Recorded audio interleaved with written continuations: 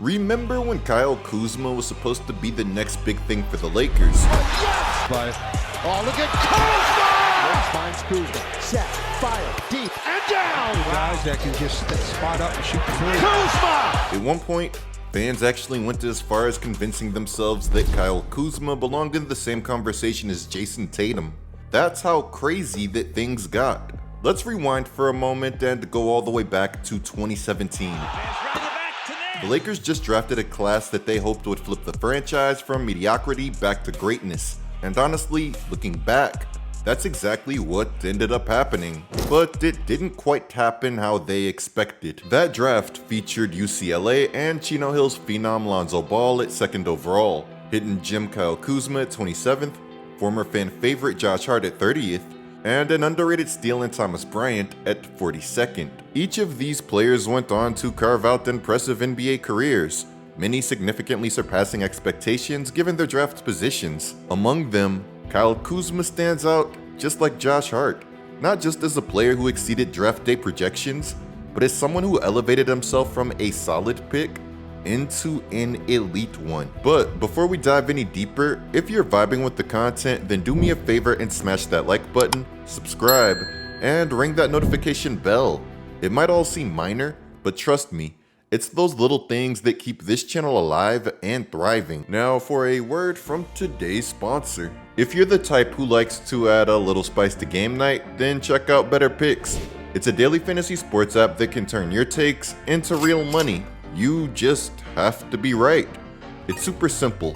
Download the Better app, pick more or less on your favorite players' stats, watch the games, track your picks, and maybe even cash in. They've got everything: NBA, WNBA, soccer, UFC, plus free picks, discounts, and a feature called Dynamic Play, which keeps you in the game even if you miss a few picks. And get this, someone flipped $100 into $200K on 5 MLB picks. That's wild. Over 3 million people are already on it. And honestly, if you're one of those folks always calling out bad takes online, now's your moment to prove that you've got the juice. Hit the link in the description or just scan the QR code on the screen. Right now, if you drop $10, they'll toss you $30 to get you started. Definitely check out Better, and a huge shout out to Better for coming through and sponsoring today's content. Kyle Kuzma didn't just show up to the NBA Summer League, he completely stole the show, winning a championship and grabbing championship MVP honors in the process. Rivers on him, little turnaround Jay is good. Slide out of the gates, including a three. Kuzma drops one. Flash to the middle, find him, and kick it out weak side. And number 3 option.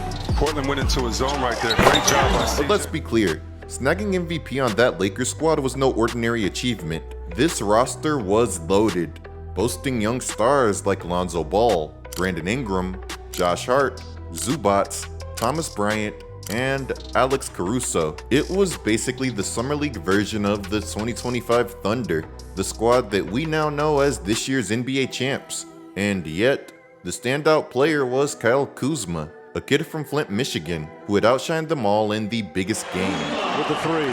Hardens, and By just his second season, Kuzma was already dropping 18 points a night, playing alongside LeBron James. Something that's far tougher than it sounds.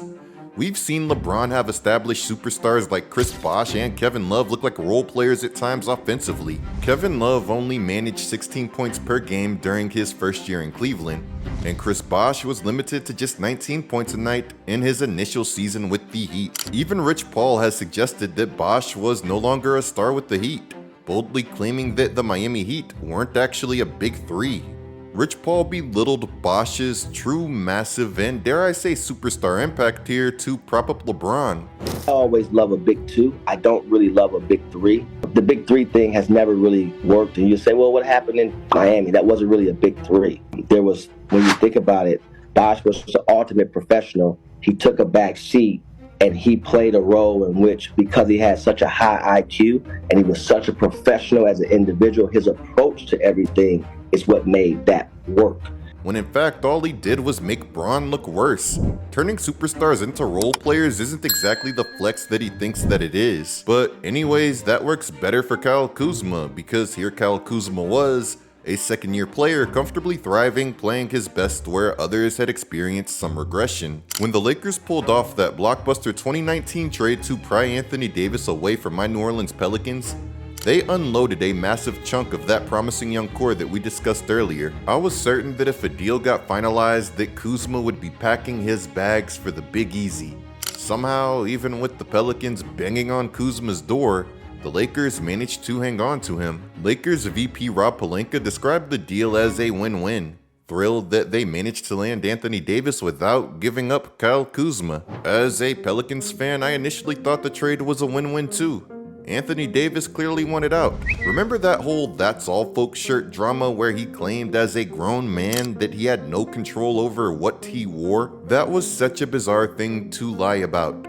It's like me saying I have no control over what I drink, then immediately grabbing a nice ice-cold bottle of Haterade and chugging it down willingly before unleashing a wave of hate entirely by choice. I'm actually hating right now because I understand why he wore the shirt. How about this? Anthony Davis sat out the final game of the Pelicans regular season, but he showed up wearing a "That's All Folks" t-shirt. I know what ends up happening. Fans get really possessive.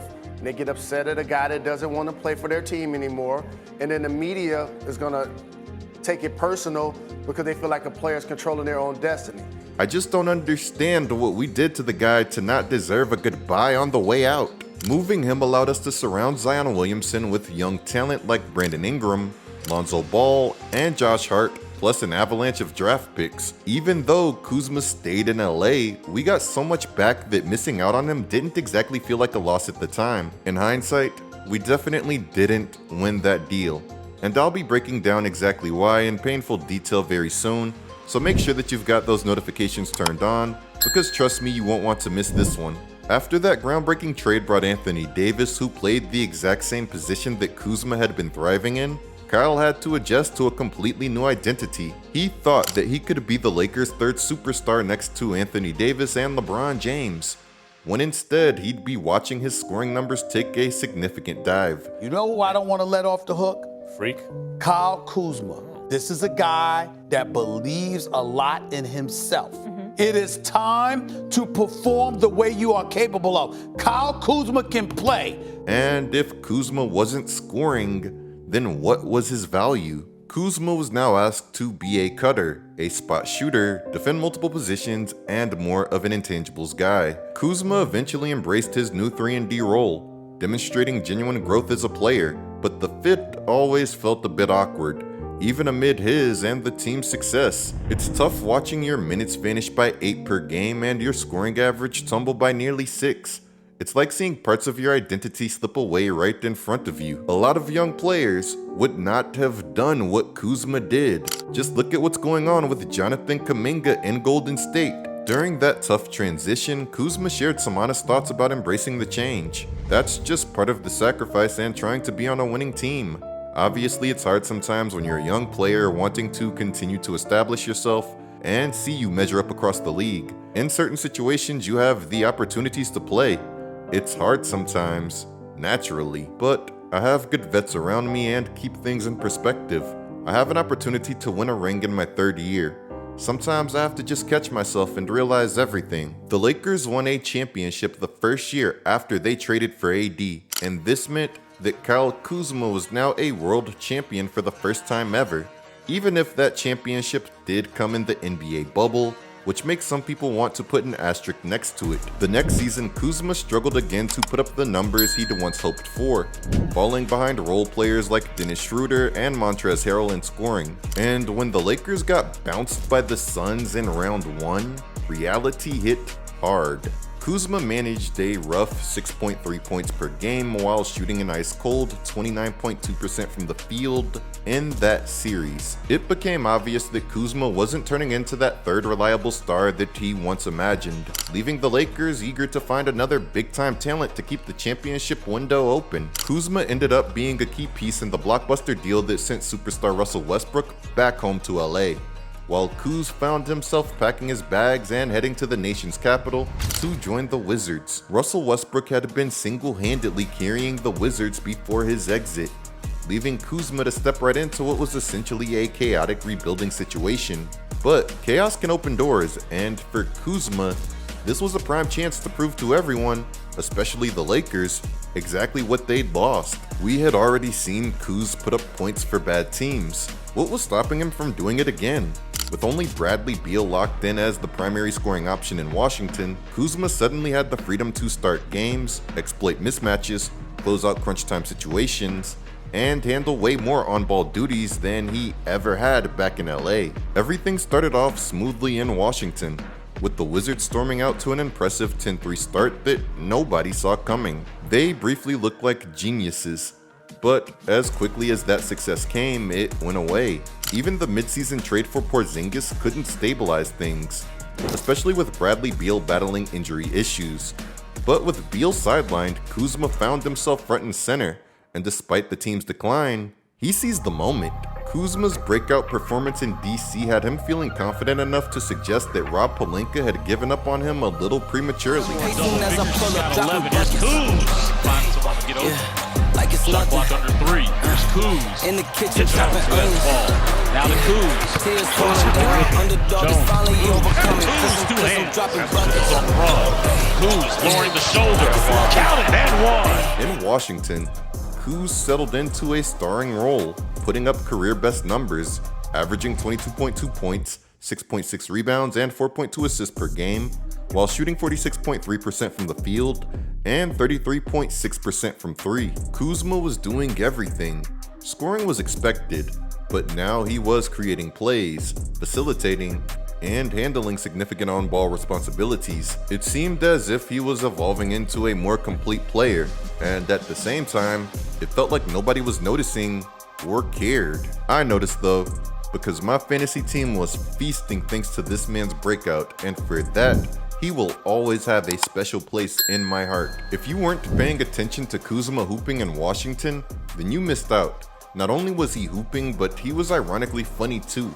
While Monty Williams and the Pistons were busy committing basketball crimes against Cade Cunningham's career and losing every game imaginable, Kuzma fired off a legendary tweet. Responding to a graphic that showed the Pistons up 66-47 on the Celtics in the second quarter, Kuzma said, "At this point, it's like don't be the team that loses to them." Pretty bold considering the Wizards were barely ahead of Detroit in the standings at that time. Of course, Detroit somehow blew that game anyway, and Kuzma's Wizards finished the season just one win better than a team that dropped 28 consecutive regular season games. And that's hardly the craziest thing that he did. Last February, around the trade deadline, the Wizards, buried near the bottom of the standings, were actively trying to move him. The Dallas Mavericks were ready to make a move. They reportedly had a trade ready to be finalized, but Kyle Kuzma himself put a stop to it. And the reason why is peak Kuz. He didn't think that Dallas was good enough to compete for a championship.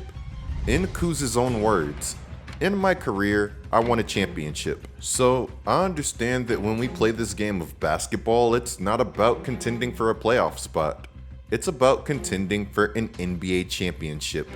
There's only like 3 or 4 contenders, true contenders. I just felt like our timelines didn't line up." There's just so much wrong with this entire scenario.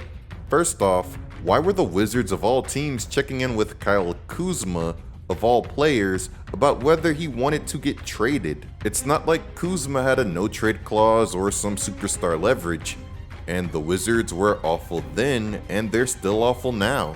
Meanwhile, the Mavs, the very team Kuz turned down, went all the way to the NBA Finals that same season. When confronted about this decision after the Mavericks' deep playoff run, Kuz stood his ground, saying that when you looked at them right before the trade deadline, they were a team who didn't really know who they were, and that nobody thought they'd become contenders mid-season. I'd love to give Kuz the benefit of the doubt, but if he was really that guy that he thought that he was, Wouldn't he have seen Dallas as the perfect opportunity to prove he was the difference maker that they needed to chase a championship? Kuz, my guy, if you just wanted to get the bag and lay low, you could have just said that instead of doubling down on that take. Kuzma is probably watching this video and saying that, hey man, I would have just ended up behind Anthony Davis again, cut me a break.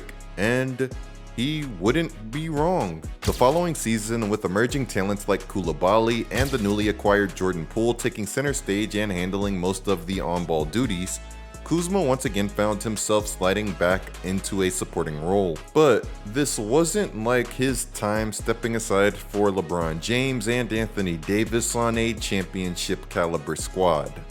This was stepping aside for younger guys on one of the NBA's worst teams. He suited up for just 32 games in Washington that year, watching his scoring plummet to 15.2 points per game, his lowest output since 2021, back when he was still fighting for touches and recognition on the Lakers. He shot just 42% from the field and an ugly 28.1% from downtown. Once you hit the dreaded 20s from 3, you're basically entering please stop shooting territory. But at that point, as Chris Smooth says, why not let it fly? It's not like the Wizards had anything else left to lose. Kuz wasn't scoring, he wasn't creating, and he certainly wasn't defending. His trade value had officially bottomed out. But in the NBA, desperation creates opportunity, and sure enough, one team decided to roll the dice on what remained of his massive 4-year, $102 million Wizards contract. That team, the Milwaukee Bucks, who figured pairing him alongside Damian Lillard and Giannis Antetokounmpo was worth the gamble. At first glance, maybe it didn't seem like the Bucks surrendered a ton to land Kuzma, but to me, it felt like they emptied out their entire piggy bank. To get Kuzma, they dealt away Bucks legend Chris Middleton, a 6'5" combo guard, and AJ Johnson, who is a freak, easily one of my favorite young prospects in the league.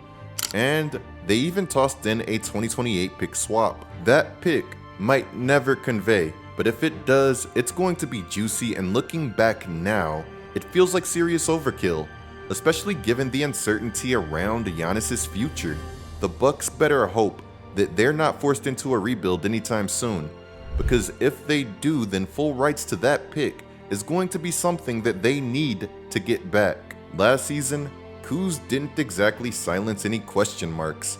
The Bucks had a decent run after the trade, and Kuzma's numbers were a bit better, averaging 14.5 points on 45.5% shooting across 33 games.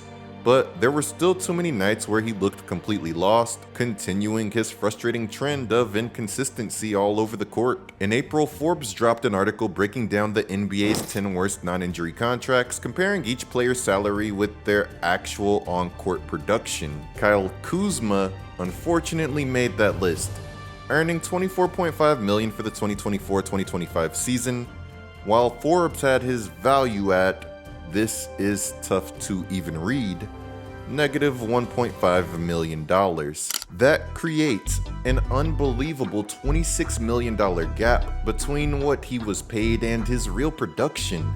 Negative value, at that point, they're basically claiming that Kyle Kuzma was hooping for the other team, which, that's probably pushing it. Most of us would happily grab Kuz for our squads if he came with a more reasonable price tag.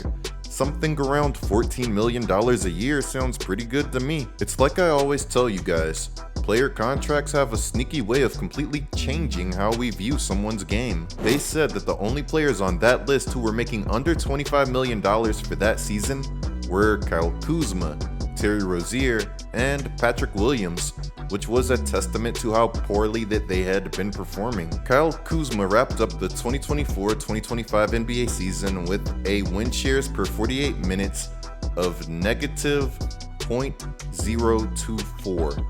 The playoffs only amplified his struggles. In Game 1 of their first round matchup with the Pacers, Damian Lillard was sidelined, giving Kuzma the perfect opportunity to step up under the bright lights. Instead, he delivered one of the most lackluster playoff performances you'll ever see. Kuzma finished the game with a painful stat line: 0 of 5 from the field, 0 of 2 at the stripe, and zeros across the board.